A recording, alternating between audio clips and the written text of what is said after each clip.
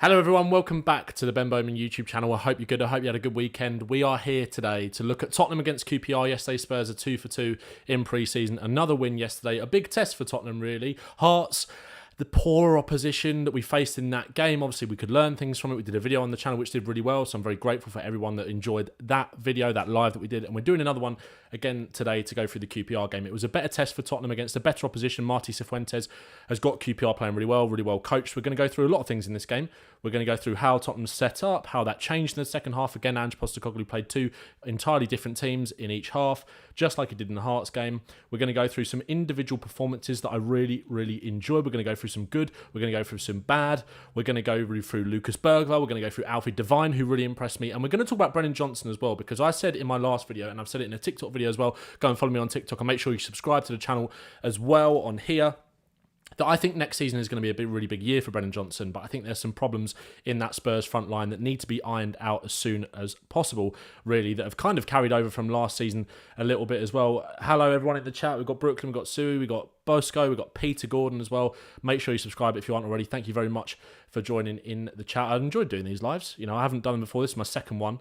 So thanks to everybody who showed love on the first one. We're over 1,000 subscribers as well now on YouTube, which is crazy. You know, I wanted to get to 1,000 subs before Tottenham's first Premier League game, which is against Leicester on the 19th of August, I believe. I wanted to get there before then. It's the 21st of July today, and we've smashed that out of the park, so I'm very grateful for that. Where shall we start then? So this is how Tottenham set up yesterday. This was the starting 11 that played in the first half, where Brandon Austin in goal, Archie Gray and Skip again at centre-back, Pedro Porro, Jamie Donnelly and Bissouma again in that sort of 2-5-3 shape. We had Bissouma, Bergwall and Sarr in midfield, which was a midfield that I was really excited about. And it was cut short, unfortunately, with Bergwall going off injured in the 22nd minute, but there was still so much to pick out from Lucas Bergwall's performance yesterday that we want to get into here.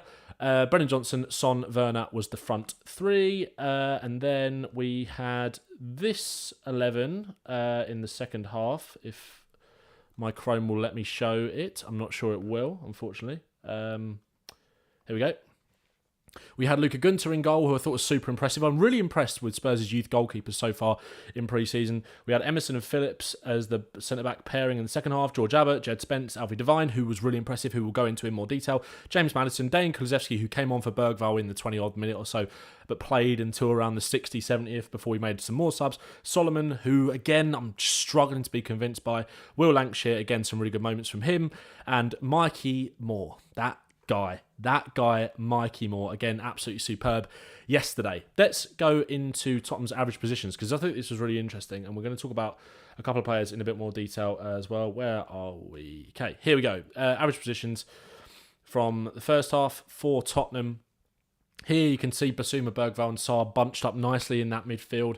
Gray and Skip really allowing Porro and Donnelly, Porro especially, to kind of go and join in the midfield. Jamie Donnelly, there's a few sloppy passes in midfield yesterday, but again, I thought he had a pretty impressive display.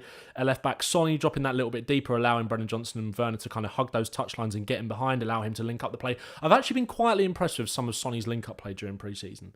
Everyone keeps talking about the fact that we need a striker, we need a target man. There's going to be a video on the channel next week talking about Tottenham's striker situation, so keep an eye out for that. There's going to be some of your favourite YouTubers and podcasters from the Spurs world in that as well.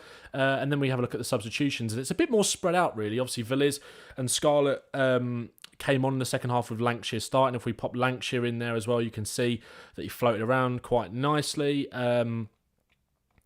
If we go back to this... Yeah, Mikey Moore. Solomon was very much hugging the touchline, whereas Mikey Moore was definitely allowed to drift inside that little bit more.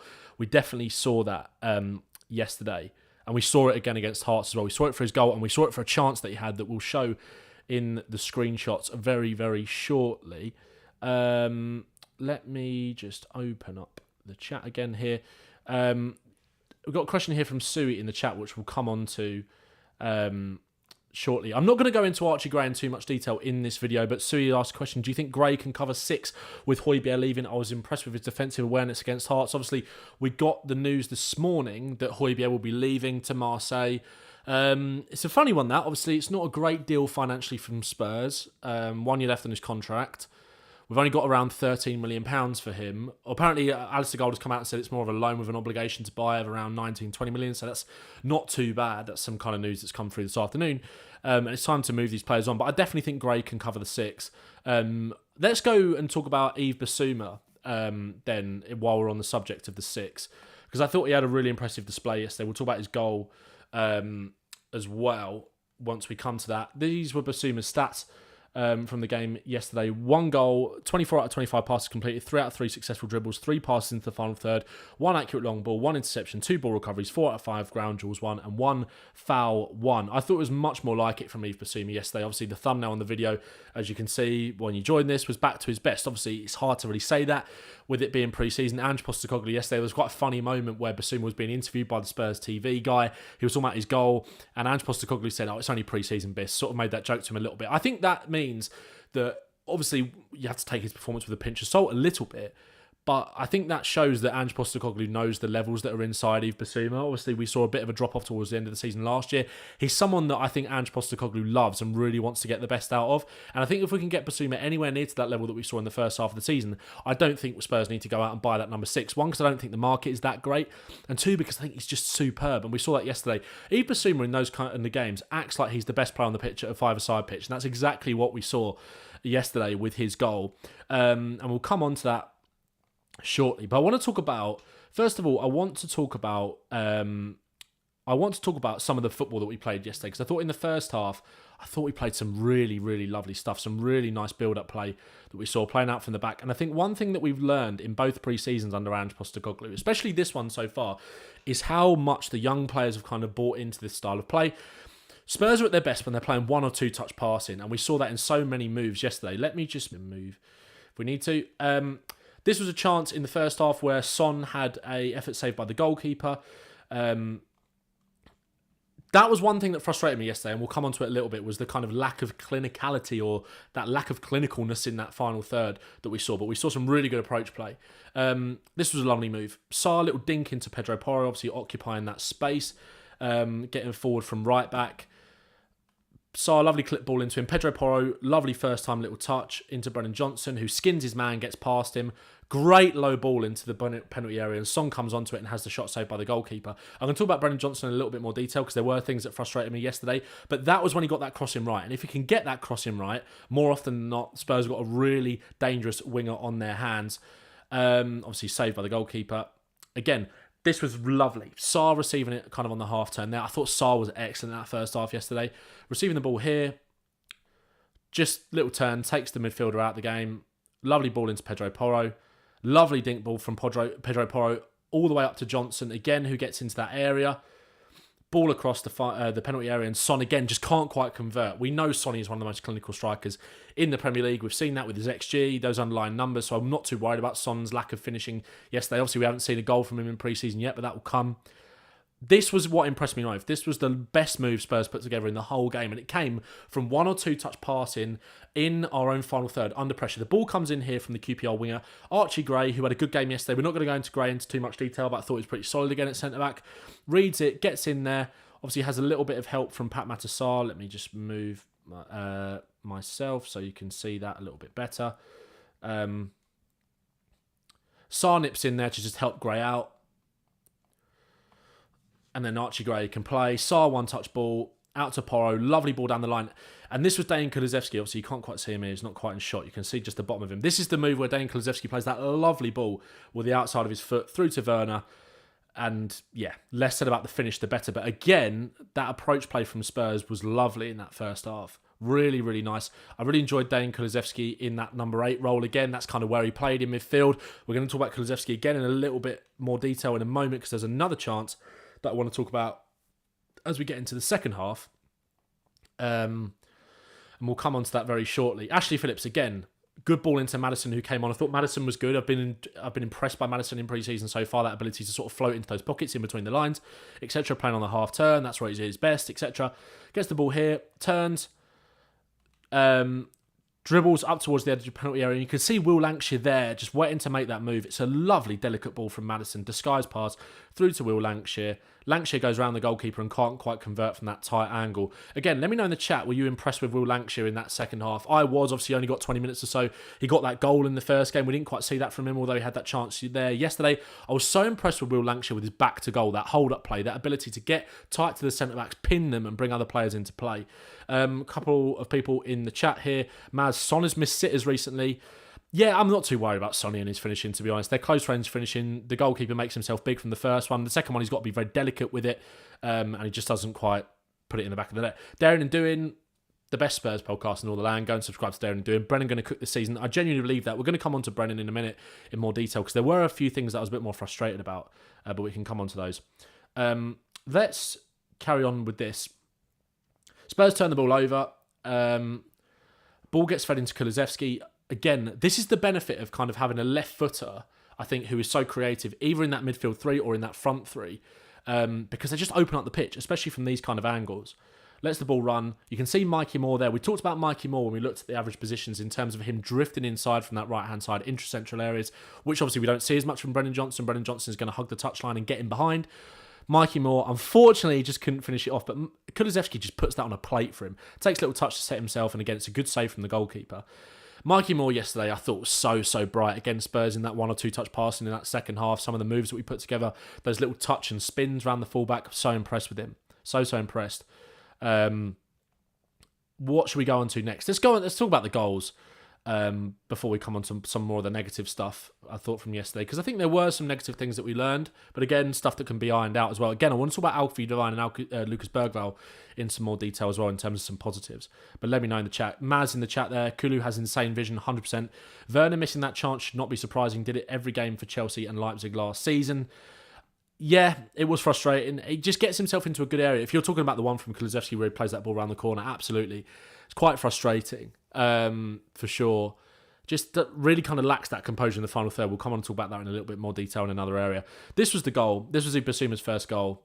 Pape Matar, love it when he just puts the ball on his foot, or kind of gets the ball under his foot there, puts his foot on top of the ball, dictates the play. I thought Sarr was so impressive. Again, nice ball into Bissouma. Bissouma, see you later, drops the shoulder. Fantastic from Bissouma yesterday. And again, I talked about it earlier in the stream. Like, I think Yves Bissouma, when he's at his best, he almost plays like he's the best player on a five-a-side pitch, just with that confidence and swagger. And sometimes that might be to his detriment because it looks a bit casual. But when he's playing at his best, absolutely superb. Drop the shoulder. Again, little ball into Kulusevski. Kulusevski drifting in across that kind of front three or that kind of final third in those zones from right to left. What I was so impressed with the Kulusevski here, much like we saw in the Brennan Johnson goal against Hearts with that little flick around the corner, it's a one-touch pass. Back into Bissouma, glides in, unmarked, goes around the goalkeeper and slots it. First ever goal for Spurs. Again, not a competitive goal, so it doesn't count. And again, Ange Postecoglou kind of rived him about it yesterday. You want to see more of that, 100%. And he goes and gives the corner flag a little kick yesterday and celebrated nicely. But Bissouma earned that. Again, superb first half display. Him and Sarr I thought were excellent, along with Lucas Bergvall, who we'll come on to talk about in a sec. But first, we're going to talk about the second goal. James Maddison, who I thought had a good second half, floating in these pockets. Little ball into Solomon there. I'm not sure whether Solomon means this dummy. I feel like he's trying to flick that into, I think that's George Abbott there, who kind of gets up from fullback. And then Mikey Moore, lovely ball with the outside of his foot. Again, I highlighted this in the last stream when we talked about the Hearts game. Look how many players in the box there. You've got George Abbott, or that's Solomon there. You've got George Abbott, you've got Alejo Villiers, you've got James Maddison on the edge, and then you've got Dane Scarlett rushing in. And again, I think this is going to be a big pre-season for Dane Scarlett because of the emergence of Will Lancashire, Spurs' best player in the under-21s last year. Obviously, the PL2 player of the season, scored a lot of goals. And obviously, well, we've seen what's happened to Troy Parrott. He's been sold and moved on. Now it's a great move for him. But I do think Dane Scarlett will almost be looking over his shoulder a little bit at Will Lancashire and potentially Alejo Villiers, who again, I'm sort of yet to be convinced about. Want to see more from him as well. But yeah, I was impressed with Dane Scarlett, and again, he got that goal, which I think was so important for him. Ben J in the chat there, unpopular opinion, but I have Kulu better than Maddison. I think they're both great options. I think Kulusevski offers something that Maddison doesn't, but again, you can say that vice versa. I think Kulusevski, I spoke about this in a TikTok video. Again, go and follow the TikTok, very close to 25k. And again, I spoke about it earlier on the stream if you weren't here. We've reached 1,000 subscribers on YouTube, so I'm so grateful for that. So thank you to everyone who supported, and make sure to like the stream as well. I talked about Kulusevski and what his kind of role is going to be next season. Do you see him more as that winger? Do you see him more as that creator? I think he's going to be so valuable in that midfield three. Again, we saw it a lot last season. I spoke about this in the last stream. The Spurs making substitutions in-game, whether Kulusevski would start on that right-hand side, And then Brennan Johnson would come on at half-time. Kulusevski would drop back into that number 8 role on that right-hand side, more advanced. And we'd see that really unlock the opposition defence. And I think we're going to see a lot of that. So I'm not too worried, and I don't want to get too caught up in Maddison or Kulu. Who's better? Who's more suited to that number 10? I think we've got 2 great options on our hands there. And again, if we add someone like a Berriese as well, potentially, then that would be great. And Sui's touched on it in the chat here. Did you see Paul O'Keefe's tweet about Spurs wanting to bring 3 in? Which positions do you think it should be? I'm going to talk about that in another video on my TikTok just after this. So go and check my TikTok out again. But I think it will be an attacker. I think it'll be a midfielder. Obviously, we've seen those Jacob Ramsey links intensify a little bit, and maybe a defender. But I'm going to talk about that in a bit more detail over there. Back to this then. So we've touched on the goals. We've touched on some of the build-up play. Let's talk about Lucas bloody Bergvall, because I thought he was absolutely superb yesterday in the cameo that he did on the pitch. Obviously unfortunate to go off injured. I think it's just a precaution. And Postecoglou's come out and said after the game it's nothing too serious. Obviously, so Spurs hasn't really had an injury really. Again, he's so young in his career. You can't take that into consideration too much. But I loved his performance yesterday. I thought it was better almost in his first 20 minutes than he was against Hearts, even though I really enjoyed that performance. Playing out from the back, Brandon Austin. Again, I want to talk about the fact that I thought I was really impressed with Spurs' youth goalkeepers, Brandon Austin and Luka Gunter, both making really important saves, both playing out from the back really well, especially Austin in the first half, where we had more of that first half. Second half, for periods, we were more up against it. QPR, like I said, a better team than Hearts, and that's to be expected. That's to be expected, and it was a good, intense run-out for Tottenham in pre-season. Bergvall wants the ball here. Brandon Austin, again, he's got 2 QPR men pressing him, kind of narrowing the angles, although Bergvall drifts into this pocket on the edge of the D. Wants the ball, demands it. Again, getting closed down. 2 QPR players conversion on him. Again, kind of head over here looking at Pedro Porro, but just plays that ball. Disguised pass, takes out 2 players into the feet of Pape Matar. This is a cheat code for Tottenham. When you've got players in midfield like Pedro Porro, like Pape Matar, like Yves Bissouma, like James Maddison, who are so good at receiving the ball on the half turn, those little disguised passes under pressure are going to be a cheat code for Spurs. And that was what Lucas Bergvall was so good at, especially to Pape Matar. And that's why I love that balance of that midfield yesterday, because you've got Pape Matar, who's a runner, and that has just taken 3 or 4 players out of the game there with that one little pass around the corner. And when you've got Pape Matar, who can drive forward with the ball, as he does in that instance, I think that's such a valuable skill to have in that midfield with Lucas Bergvall. Someone who just has that disguise, has that finesse. We saw it. I highlighted it in a move in the last game. Lucas Bergvall picking the ball up off the goalkeeper, pinging the ball around the corner into Alfie, into Tyrese Hall, I think it was, gets the ball back and opens up the pitch. And we have that chance where Dane Scarlett goes through on and goal in the last few seconds of the Hearts game. Now, Archie Gray, let me move myself over here. Archie Gray plays the ball into Lucas Bergvall. Takes it over to the right-hand side here. And again, you can see, wants to play this ball in between the lines and plays it into Pedro Porro, who again is so comfortable receiving the ball on the half-turn. This was a lovely bit of jinking skill from Bergvall. Again, just with that last move in terms of those passes, just really opening up the pitch. His vision is something I've been so impressed with. Bergvall here, under pressure. Gets away from, I think who's that? I can't remember the QPR player that was. Little drop of the shoulder, and again, feints, and I think you think he's almost going to go back and play the easy pass. Just that little drop of the shoulder, that little jink that he's so good at, so good in his locker, so kind of quick on the balls of his feet. Lucas Bergvall got that low centre of gravity, and again, he's got that feint there where you think he's going to come back inside and maybe just play that simple pass back. But again, he feints back inside and plays that ball into Jamie Donnelly, who pops a one-touch pass off to Heung-Min Son. Again, let me just move myself over here so you can see that a little bit better.